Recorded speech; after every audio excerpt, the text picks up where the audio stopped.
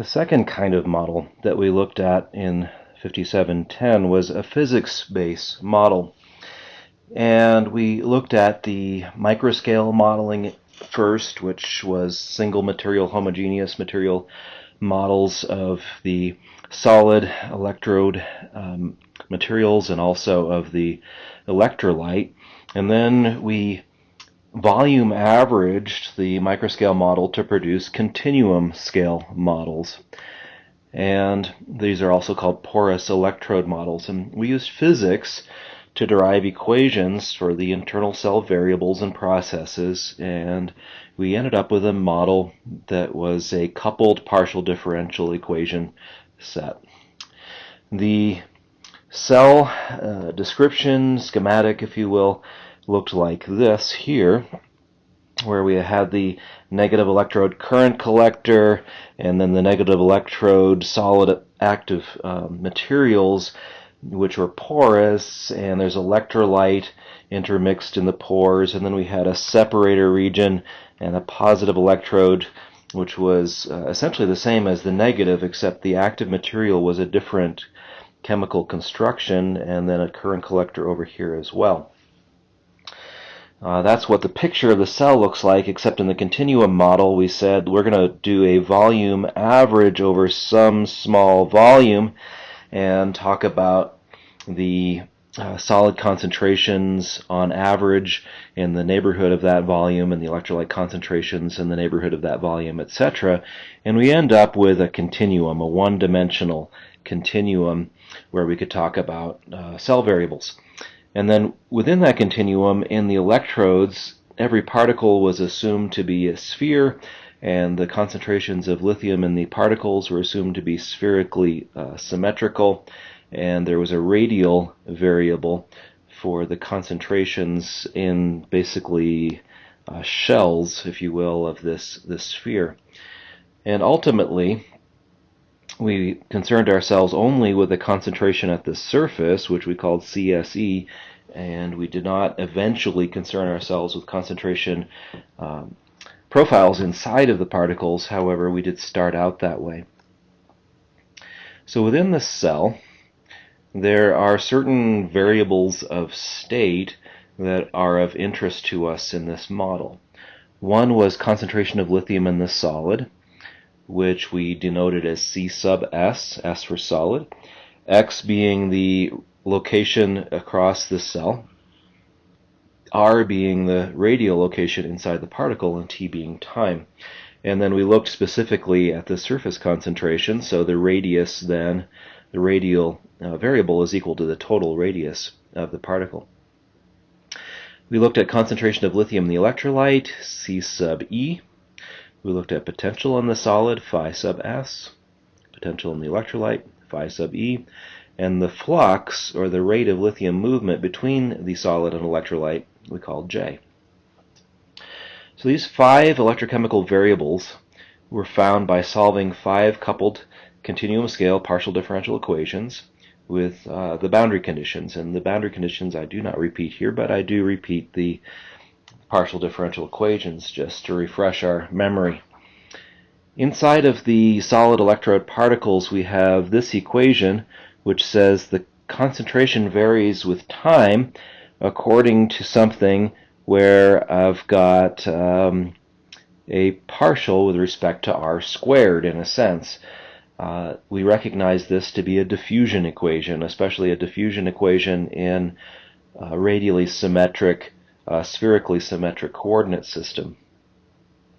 The parameter d sub s is the solid diffusivity, and that says how easy or how difficult it is for lithium to diffuse in the particle. And we have this particle, and when I'm charging the particle, lithium diffuses in, J is negative. When I'm discharging the particle, lithium diffuses out, J is positive. And there's a surface boundary condition which says what is the actual flux at the surface, but once the lithium gets into the particle, this is the equation that describes how lithium moves inside of the particle. And it's concentration based. Lithium moves from a high concentration area to a low concentration area by just a concentration gradient. And the diffusivity, if it's a big diffusivity, it moves quickly. If it's a small diffusivity, it moves slowly, relatively speaking. We looked at charge balance inside of the solid materials, and we came up with this equation. And that we recognize again as a diffusion form. And this side here is a forcing function, which we got from the volume averaging, that says that there is an influence on electron current by the flux of lithium into and out of a particle. But once it's into and out of the particle, diffusion is what causes the charge to move, and hence the potential to change at a different place in the particle. We have this equation, which is diffusion of lithium in the electrolyte. Again, we've got partial of electrolyte concentration with respect to time. Here it's scaled by the volume fraction of the electrolyte. And this here we see is, that's a diffusion term, and then I've got a forcing function term as well. So as lithium enters the electrolyte, it makes the concentration go up. However, it diffuses from high concentration to low concentration regions, and so forth. Charge balance in the electrolyte was similar to charge balance in the particle. I should have mentioned, never mind. We have here again a gradient of phi e term and a forcing term. However, we also have a contribution due to the electrolyte concentration gradient that is different from what we see in the solid. And finally, we have the flux term, which says how quickly lithium leaves a particle. So J is the rate at which lithium leaves the particle in moles per meter squared second. There's a reaction rate constant, but then there's terms that are based on the local concentrations of lithium on either side of the boundary of the particle surface.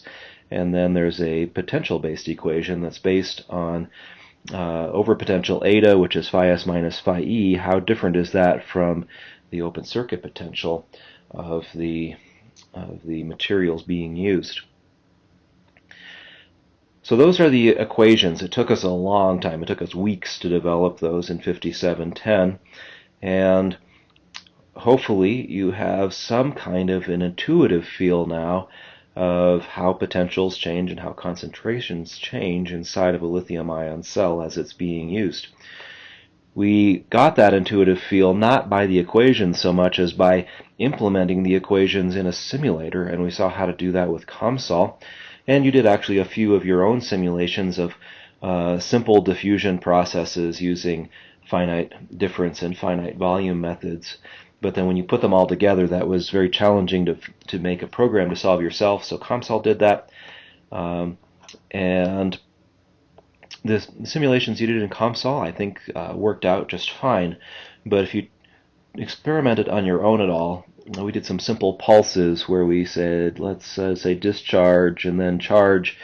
And the pulses were relatively small current pulses. But if you tried really large current pulses, you would have discovered that the simulation broke. The simulator has trouble with sharp changes in the current at any of these edges. And a lot of what we want to simulate for a battery cell in a vehicle has sharp changes in current. So there were some challenges. It also was slow. It was slower than real time, even using a pretty fast computer. So overall, the partial differential equations are great, but we can't use them in a vehicle, in an embedded system battery management for any kind of application, if we don't know that the simulation is going to be robust, if we don't know that it can operate faster than real time.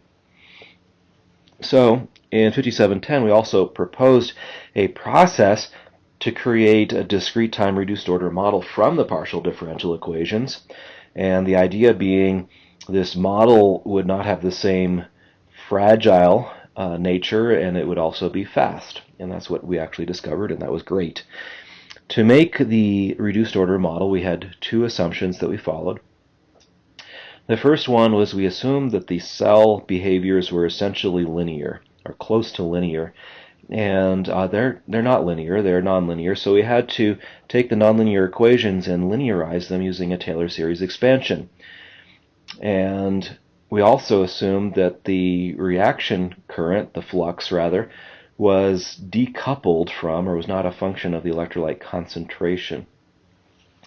Now, we've done simulations on the side to verify these. This one here turns out to be very, very close to true. There's not a really big change if you modify the full order COMSOL equations and simulate it one way or another. Not really. It's on the order of a millivolt kind of difference in the cell current, or cell voltage. This one here actually is a pretty big difference. It's many millivolts off by making that assumption. But also in our final model, though, we were able to reintroduce some of the nonlinearities into the cell model after we linearized first. So we linearized, made a reduced order model, and then we added nonlinearities back, which made a pretty good simulation. Using these two different assumptions, though, the net benefit was, when you've got a linear time invariant system, we could make something called a transfer function, and the transfer function we could work with using some ideas from signal processing and controls that we called the discrete time realization algorithm to make a state space model of similar complexity to the reduced order equivalent circuit model, but that could also estimate the electrochemical states of the system and not just the voltage of the cell. Here's a picture of how we found the model. To begin with, the reduced order model, we started with the partial differential equations, and then we used those two assumptions I just reminded you about, the linearity assumption and the decoupling assumption, to make transfer functions. These transfer functions were transcendental, meaning that they were not just rational functions of integer powers of s. They were in fact hyperbolic tangents and cotangents and things like that, of things with square roots of s in them. So they were very unusual types of Laplace domain transfer functions. Nonetheless, they were transfer functions. And inside the transfer functions, we had the physical variables of the cell, the conductivities, the diffusivities, and so forth.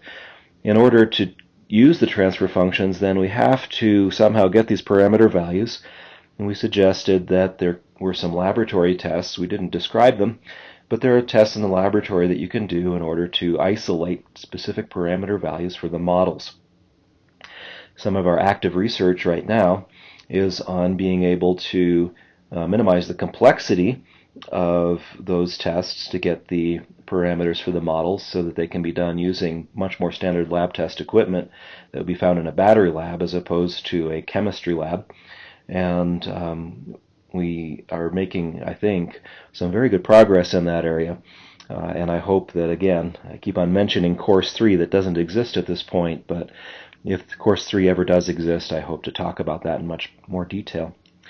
But once we have these system identification processes or lab tests or whatever, we somehow get a table of physical parameter values that describe the partial differential equation model of the cell, and those populate the transfer function models. They put numeric values in for the parameters, and from the populated transfer function we can then execute the discrete time realization algorithm, which will result in a linear state space model.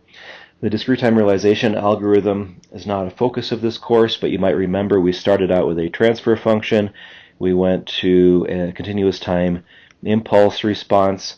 We went to a continuous time step response then. Then we went to a discrete time unit pulse response, and finally to a state space linear time invariant discrete time model. What's great about this is it looks a lot like, in form, not in substance, but in form, it looks a lot like the state space model of the equivalent circuit that we just looked at in the previous section today. so that we can then take advantage later on of the similarities in the structure to apply the same kind of control ideas to both models. And there will be some distinctions, but we can go a long way with the similarities also. So that gives us a linear state space model. How do we actually use it? We go into simulating the model. And this is a little bit more involved than simulating a circuit model, but it's really not much different. I still require input current, I still require initial state, and I need the model parameters. We discussed something called model blending, where I would shift between one model and another depending on present state of charge and temperature. So we take the state and the state of charge, that is, and the temperature even, and these different models, and we blend them together to make a model that describes the present operating condition. And then I simulate this blended model based on the input current, and that gives me the output of the state space equation, which is these linearized physics variables. I take these physics parameters again, and I make some nonlinear corrections to the physics variables to get better nonlinear approximations to their actual values. And the overall output of this process is that we're able to predict voltage, yes, just like the equivalent circuit model can do, but we can also predict the internal electrochemical variables, the phi s, the phi e, the cs, the ce, the j. And that, we believe, is going to be a big differentiator on different applications, is that if I can predict the physics variables, then I can predict what degradation might happen based on certain potential control actions, and then I can tailor my control actions to minimize degradation but maximize performance. We will look at that very briefly in the last chapter of these course notes. That's still, again, an area of active research, is how much can we improve the operation of a battery pack based on these physics models. And I don't have a quantitative answer for that yet because we're not completely through that process. But all of the steps appear to be falling into place to be able to complete that process, and I hope to have some answers for that soon. So a key feature of our DRA-produced reduced order model is that these nonlinear corrections can be applied, and we enhance the prediction accuracy. We don't discuss physics-based models further in this course, except we just touch on it in Chapter 7. Our focus is going to be on battery management using the empirical models, the circuit-style models, and we can go really far.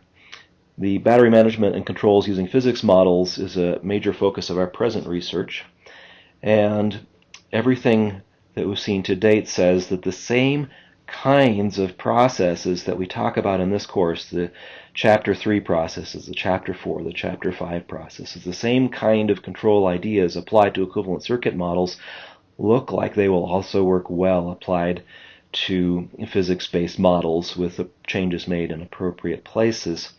So everything you learn here is state-of-the-art. Furthermore, everything you learn here should prepare you well for the future, in my belief. So that is a review of the two different types of battery models we looked at. Obviously, nowhere near the depth that we got to look at them in the previous course. So if you need to go back at different places in this course to review on your own, please do so. But we won't spend any more time doing that right now.